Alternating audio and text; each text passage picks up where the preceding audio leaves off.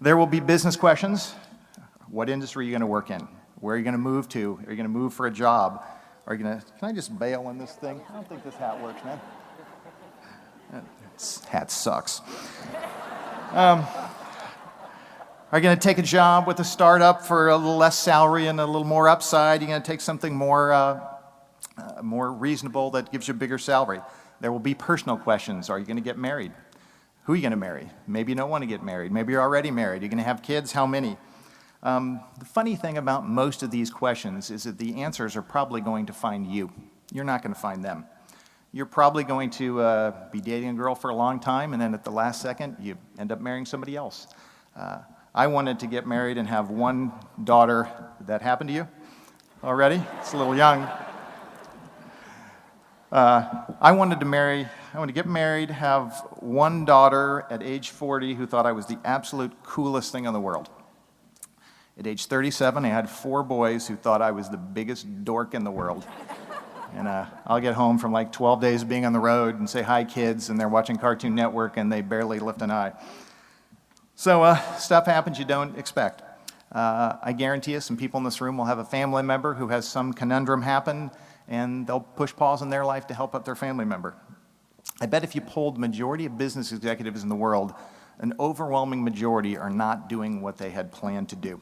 So you should expect the unexpected. I was given a lecture the other day at another MBA program, and I just off the cuff asked a question, and I got a very surprising response.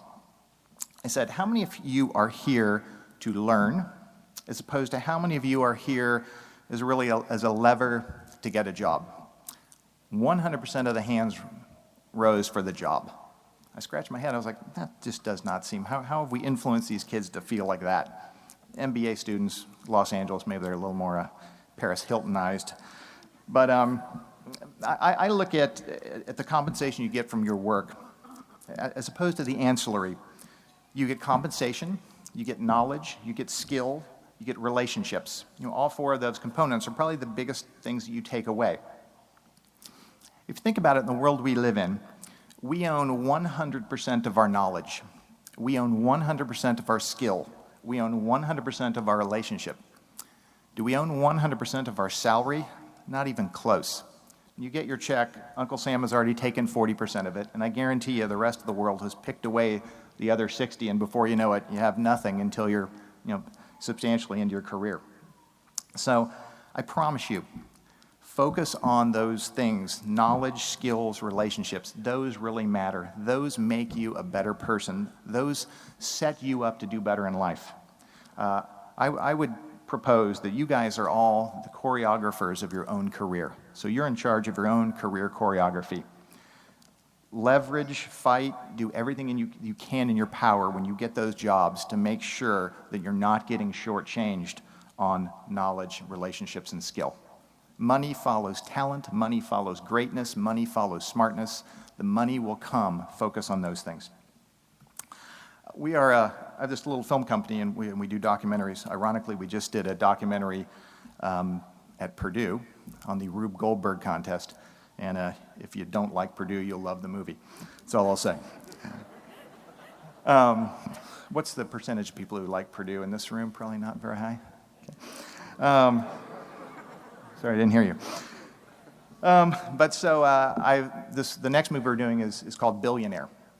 And we've basically done kind of a case study on film about billionaires, so we're doing it. And so I've got to spend a little more time with billionaires, and there's a couple of common denominators that I've yanked out that are very interesting.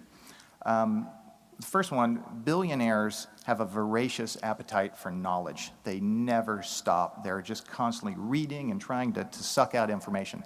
Ironically, not many of them end up sitting in this room. So many of them drop out, they don't make it, they don't really have everything together, but they never stop learning. There are so many Cliff Clavin nuggets that I've gotten over the last couple of years of knowledge that I'm like, why would that person ever know that or care to know that?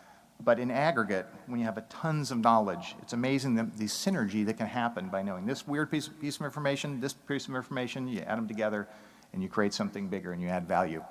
And also, the information you have today might be useless. Tomorrow, it might be extremely valuable. Markets change, life changes. But billionaires They understand that knowledge is power, and they stockpile it.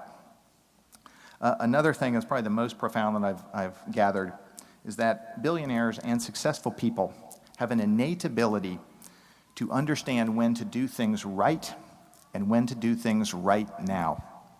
i.e., they don't take shortcuts. They work hard. They do everything they have to do to succeed. But when opportunity presents itself, they pounce. All their handlers could be saying, don't do that, you don't know that industry, you're no way, and they jump. They understand when something is undervalued, and they attack it even if they don't have their act together. I think in life, there's two groups of people. There's people who work hard and do really well, and there's people who just sit and wait for opportunity and maybe don't work as hard. They're looking for the fast buck, the short change. And billionaires and successful people are the ones that know how to do both and know when to do both. I've talked about wealth a couple of times here, and I would add, wealth is a very funny commodity. People yearn for it, they fight for it, sell their souls for it, but an overwhelming percentage of wealth in the world is sitting in banks and investments doing absolutely nothing for its owners. You don't eat it, you don't drink it, you can't drive in it, you don't enjoy it. It just sits there doing absolutely nothing. Where knowledge is something that you use every moment, every decision you make of every day you're alive. Jim Carrey made a quote that I love. He said, "I wish people could have my salary and my career for 1 week so that they could understand it's not the answer." In closing here, I love lists. I'm going to roll through a list of a few things that have been important to me. I'm going to have our web guys post it on theskechannel.com, so if you want to go back, you can find it there. The first one is extraordinarily quirky. I'm going to say it anyway. 5 years ago, I became a vegan. That has probably been the most beneficial thing I've done in business. And not for political, moral, ethical reasons, but it gave me an extra hour of every day. I felt all day long, I felt a little more alert and attentive, and from 11 o'clock to 12 o'clock, as opposed to being sleepy and going to bed, I was awake. I had no obstructions, no kids, no emails, no phones. It was just my time that I could get everything done, and I was much more prepared for the day. I can guarantee you this, had I not made that change in diet, I would not have got the tennis channel off the ground. There would be no ski channel. Be great at something.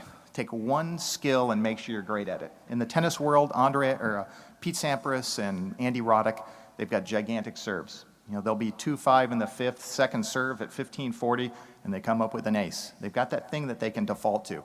In every discipline in life, you find it. NBC, they've got the Olympics. Everybody's got their anchor tenet. Find yours. If you don't have one, search for one. But have something that you can default to, something that can help define you. Fear. I would advise to have a very limited relationship with fear. Right now, we probably have the worst financial climate since the Great Depression. Bear Stearns, a company that handed out bonuses during the Great Depression, just evaporated right before our eyes. Giant bellwether brands are going down right and left. Successful people, smart people, don't look at this as a bad thing. They look at it as a buying opportunity. It's a place where you can go and create value. Life is at a discount. It's a cycle. Life's going to go up, life's going to go down, there's going to be recessions, depressions, there's going to be times of amazing inflation. Don't get knocked around by the lows, don't get too excited by the highs, hold the course.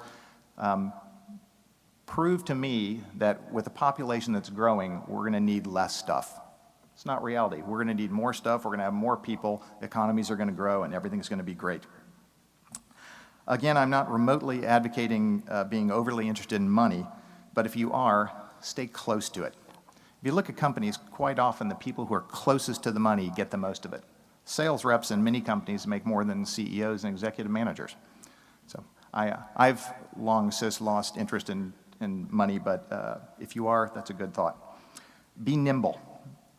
Bruce Springsteen said, when it comes to luck, you make your own. I would add that is absolutely true.